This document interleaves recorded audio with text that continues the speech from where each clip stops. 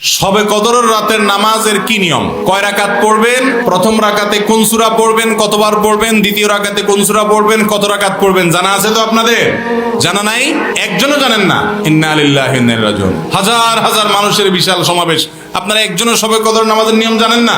এটা তো খুব খারাপ কথা ভাই, নিয়ম তো জানতে হবে। আচ্ছা আমি বলে দিচ্ছি, শবে কদরের নামাজের নিয়ম হলো অন্য যে কোনো নামাজ যেভাবে পড়েন শবে কদরের নামাজও একইভাবে পড়বেন। এই হলো শবে কদরের নামাজের নিয়ম। এমন কোনো কথা নাই যে শবে কদরের নামাজে প্রথম রাকাতে সূরা ফাতিহার পর অমুক সূরা এতবার পড়তে হবে, দ্বিতীয় রাকাতে ততবার পড়তে হবে, এরকম কোনো কথা কোরআন হাদিসে।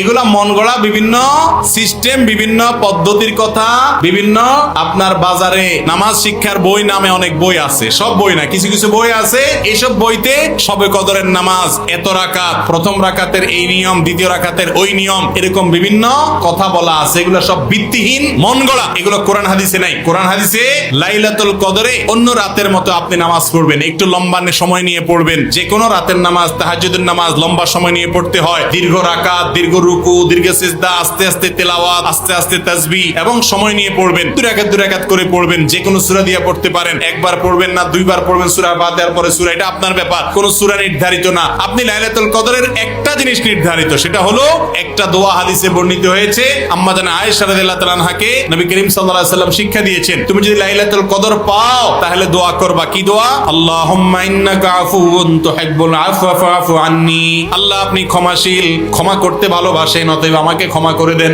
ক্ষমা করতে ভালোবাসেন, অতএব আমাকে ক্ষমা করে দেন। এই দোয়া পড়বেন লাইলাতুল কদরে। এছাড়া আল্লাহর কাছে যে কোনো দোয়া করবেন, দুই রাকাত করে নামাজ যতটুকু পারেন তৌফিকে কুল্লা পড়বেন। কোন সূরা কেরাত নিয়ম নির্ধারিত নাই। সারা রাত আপনি দোয়া করবেন, ইবাদতবন্দি করবেন।